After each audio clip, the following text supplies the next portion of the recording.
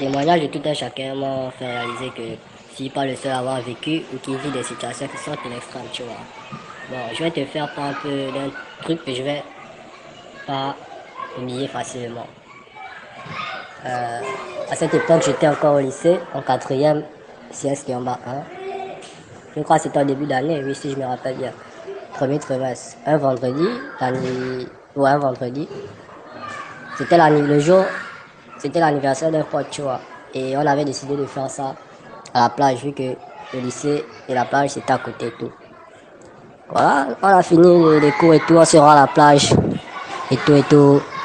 Petit apéritif et tout et tout. Ambiance calme quoi. Et vu que dans la bande, j'étais le seul qui fumait, tu vois. Je me suis éloigné pour fumer un joint et tout. Et je me rappelle que j'étais en train de fumer. Et là, j'apercevais une meuf qui faisait que venir dans ma direction, tu vois. Et là, la meuf se rapproche de plus en plus. Elle passe devant moi. Bizarrement, je me suis senti, je vais pas dire attiré, mais bizarrement, je me suis pas senti à l'aise lorsqu'elle est passée devant moi et tout. Mais bon, tu connais aussi les boys et tout, machin. Lorsqu'on voit les belles meufs, on veut toujours s'accaparer la chose et tout. Et voilà, je vais jouer au romantique, c'est moi le grand dragueur et tout. Je vais vers la meuf. Elle était de dos. Je précise que j'avais pas bien vu son visage. Et voilà, j'arrive devant la meuf. Bon, j'arrive à son niveau, quoi. On commence à dialoguer et tout, et tout, et tout, et tout. Elle me fait comprendre qu'elle est pressée. J'insiste vraiment à ce qu'elle m'accorde juste un petit temps. Et là, la meuf me fait comprendre elle est réellement pressée, tu vois. Et moi, je persiste toujours. J'ai envie de parler avec elle un moment, 2 minutes. Parce elle était trop belle. Elle était trop belle, mec. Je sais même pas comment je peux décrire. Et là, elle accepte de m'accorder ces quelques minutes. Elle me donne son prénom, moi aussi je donne le mien, Océane, Olivier et tout. On commence à dialoguer. Et là, la meuf, elle était vraiment pressée. Elle m'a fait comprendre que si je voulais la revoir, pour qu'on puisse bien parler, je devais revenir à la plage dans les 16 heures. Et ça dit que, ok, chérie, il n'y a pas de problème, demain tu vas me trouver ici. Et là, je suis retourné vers mes potes et tout. La journée s'est bien passée et tout. Chacun est rentré chez soi, machin. Et bizarrement, dans la nuit, j'ai fait un rêve où je me retrouvais au bord de la plage avec la meuf en question. Et là, c'était différent parce que dans le rêve, je parlais pas, tu vois.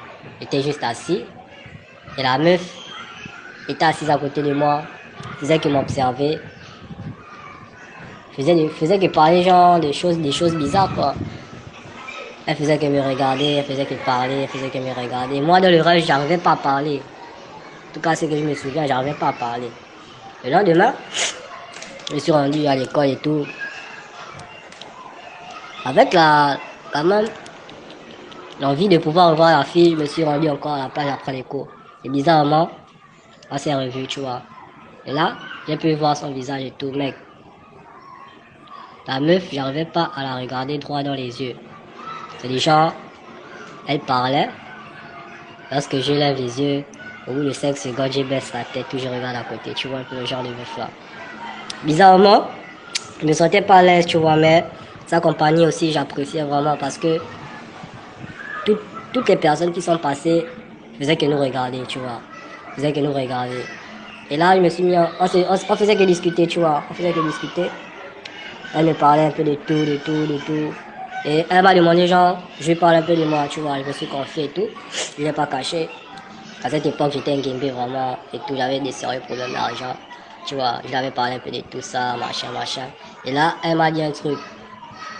Je me rappelle, elle m'a dit un truc que si j'étais sérieux avec elle et que je lui promettais qu'on n'allait jamais, genre, se séparer et tout, elle devait trouver un moyen de régler mes soucis et tout, y compris à l'école. Bon, moi, j'ai pas vraiment considéré ça. Vu que la meuf, parce que moi, je l'ai vu, mon intention, c'était juste, bon, je tire un coup, et basta, quoi, la vie continue. Et là, bizarrement, la meuf elle n'avait pas de portable, tu vois. Je me rappelle bien, je lui avais demandé son numéro pour qu'on puisse vraiment continuer à parler sur les réseaux et tout. Elle m'avait fait comprendre qu'elle n'avait pas de portable et tout. Et si je voulais la revoir, le lieu habituel. Là quoi. Si on retournait, nous sommes séparés. Nous sommes séparés dans les environs de 15 heures, un truc comme ça. Et là, quand j'arrive au quartier et tout, je suis là, je vais un peu avec les potes et tout. Et tout, et tout. Et parmi mes potes, tu sais que parmi les potes, il y a toujours un best, celui à qui on parle, on dit tout, machin. Je me rappelle que le frangin en question, je faisais que lui parler un peu de tout ça, machin. Et lui, il faisait aussi que, genre, il était de mon côté, quoi, pour que je puisse qu'elle la meuf. Ensuite, la décharger, tu vois. On faisait que parler, parler et tout. Et là, il y a une voiture qui arrive. Je crois que c'était une BMW, ouais. Qui gare devant l'entrée du magasin où nous étions assis. Et là, c'est un monsieur qui descend. Il rentre dans la boutique et tout, machin. Lorsqu'il ressort, il fait tomber son portefeuille, tu vois. Il remonte dans la voiture. Nous tous, nous avons vu, nous avons suivi le geste lorsqu'il a fait tomber le portefeuille. Et bizarrement, moi d'abord, avant, j'étais malhonnête, tu vois. Mais bizarrement, ce jour, j'ai eu quand même envie de faire un truc de bien quand même. J'ai pris le portefeuille du monsieur, je suis venu, j'ai pris la direction de sa voiture, j'ai collé à la vitre, il a fait descendre la vitre, qu'est-ce que vous voulez, tout et tout, qu'est-ce que je peux faire pour vous, machin. Là, je dis, ouais, vous avez fait tomber votre portefeuille et tout, machin. Le monsieur me regarde, il me dit, ok, merci. Attends, je vais te donner un coca. Je regarde le monsieur, ça fait, ah, pas de problème, boss. Là, il ouvre son portefeuille, il me remet 150 000. Boum. Le frangin, moi, se regarde, on est content et tout, machin, ça que, oh, l'ongoré. Voilà, nous, on part maintenant s'abonner dans le vin et tout. Le lendemain, je pars au cours. Après les cours, j'ai bien envie de poursuivre la discussion avec la meuf en question. Mais voilà, je me rends encore le lieu de rendez-vous et tout. Et je crois le troisième jour, elle est arrivée dans les environs de 17 heures. Et là, lorsqu'elle arrive, bizarrement, elle n'était pas pareille que les autres jours, tu vois. Là, elle me fait comprendre que je dois lui donner une réponse maintenant. Si je lui donne pas une réponse maintenant, elle risque de se fâcher et tout et tout. Et moi, j'ai pris ça bizarrement que c'est comme moi avec toi. Tu veux maintenant me faire pression sur un truc que j'ai pas envie. Tu veux pas te promettre un truc que je vais pas faire, tu vois. Et là, elle m'a dit, ok, t'as pas de problème, mais il faut savoir que moi, je vais toujours être là avec toi. Je vais toujours être avec toi, peu importe où tu vas partir. Parce que toi et moi, nous avons déjà tissé un lien, machin et tout. Et moi, quand elle parlait, tu vois, je voyais pas ça au second degré. Pour moi, c'était juste une relation. Tu vois, elle serait toujours là pour moi, genre dans les mauvais et tout, les bons moments. Même si moi, j'arrivais pas à lui dire ce qu'elle voulait entendre et tout. Bon. C'est comme ça que moi, je voyais les choses. Mais au bout d'un mois, 2 mois de relation, la meuf commençait déjà à être... Je la trouvais déjà trop chelou. Trop chelou. Trop chelou. Le frangin aussi, en tout cas, on la trouvait déjà trop chelou. Alors, je me rappelle, on avait décidé de faire un chill où elle était censée arriver. Bizarrement, la meuf, lorsque je l'appelle et tout, elle me fait comprendre qu'elle ne pourra pas être là dans les heures, mais elle va arriver dans les 23 heures et tout, machin. Moi, personnellement, il n'y avait pas de problème parce que le chill, c'était jusqu'au matin. Et du coup, même si elle venait dans les 23 heures, moi, je voulais juste avoir que les autres puissent la voir, quoi, pour qu'ils ne me prennent pas comme un mytho et tout. 22 heures, 23 heures passent, la meuf n'arrive pas. Minuit passe, la meuf n'arrive pas. 1 heure passe, la meuf arrive. Lorsqu'elle arrive, bizarrement, elle vient avec une autre de ses sœurs. Et là, elle me fait comprendre, elle me présente. Elle, c'est ma sœur. Elle s'appelle, elle m'a dit quoi encore. Ah, je me souviens plus trop bien du nom de sa sœur. En tout cas, elle est venue avec une de ses sœurs. Elle m'a présenté, je l'ai présenté aussi mon pote. La soirée a continué et tout. Et là, je me souviens, elle et moi, nous étions à deux dans une chambre. Tu vois, genre, je voulais déjà, genre, m'ouvrir la petite et tout, quoi. Mais bizarrement, nous deux, nous étions dans la chambre, tu vois. Et là, elle me pose encore la question. Je veux que tu me promettes que, à part moi, tu vas plus avoir d'autres femmes. Tu vas toujours être là pour moi, des trucs comme ça. Moi là-bas, à la base, je suis pas genre trop à promettre des choses aux meufs, quoi. Tu vois. Et là, j'ai promis, tu vois, j'ai dit, ouais, y a pas de problème si tu veux.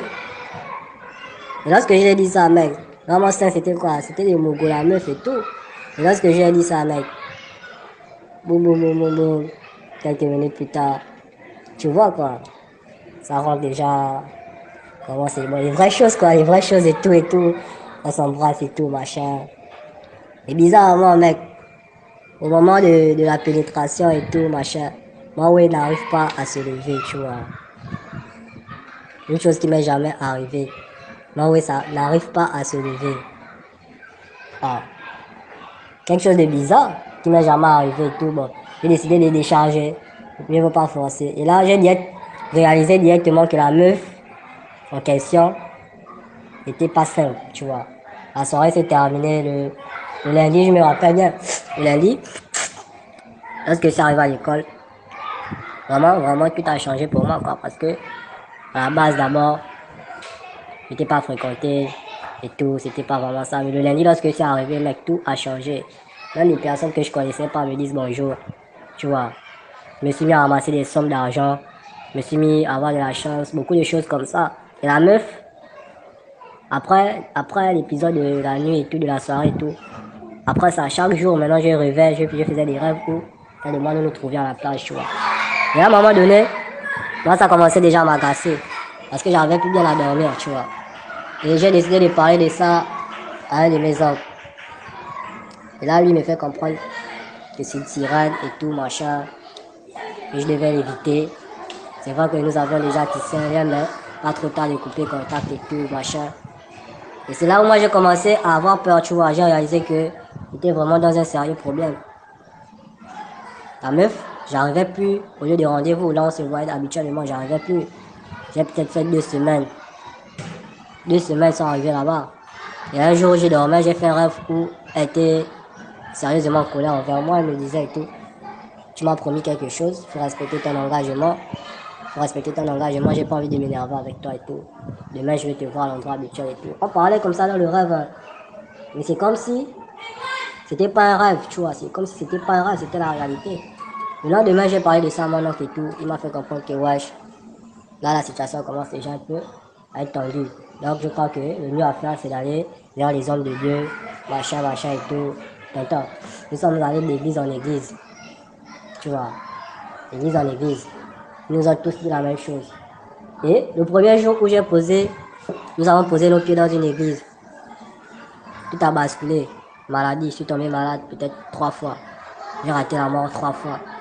Ce qui fait que j'ai pas pu poursuivre genre les classes quoi. J'ai pas pu poursuivre mes études normalement, vu que je suis tombé malade à plusieurs reprises. Jusqu'au jour où j'arrive dans une église et tout, je crois que l'église était céleste quoi. J'ai fait un mois interné là-bas. Les choses n'allaient toujours pas mieux, mais elles se stabilisaient quand même, tu vois. Et tout. Jusqu'au jour où une maman, ouais, je me souviens bien d'une maman de l'église, me parle de ça. Elle me raconte ça comme si je suis en train de te raconter là, tu vois. La manière que je te raconte là, elle aussi, elle me raconte ça comme ça. Que la meuf, votre rencontre n'a pas été un hasard et tout. C'est une personne de la famille qui a pactisé avec les esprits des eaux et tout, pour toi, pour te ralentir dans tes œuvres, machin, et tout. Bon, on finit, c'est quoi? La maman, la dame en question qui m'a parlé de tout ça, elle était visionnaire.